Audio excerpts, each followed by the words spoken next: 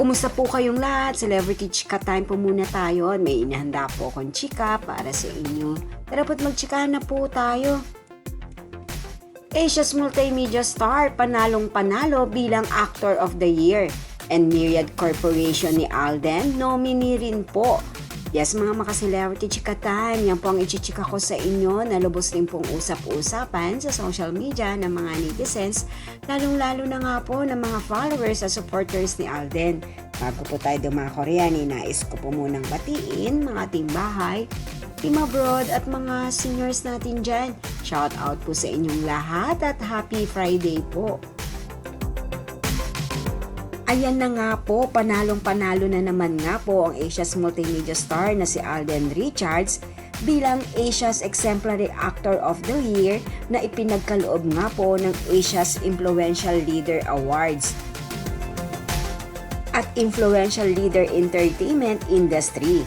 Ito po ay magaganap sa February 16, 2024 sa Grand Ballroom ng Okada, Manila.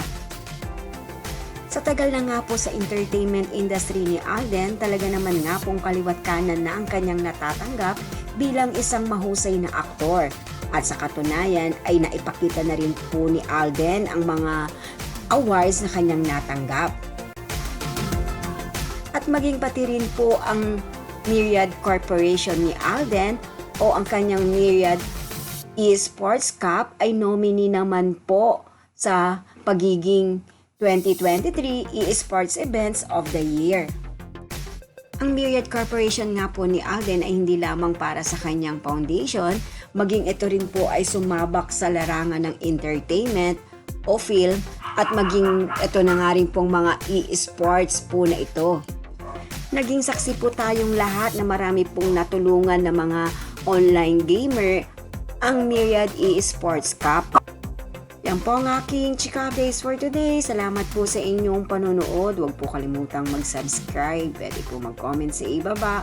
Basta't huwag lamang po harsh o nakakasakit sa isa't isa. Salamat po muli. Spread love, not hate.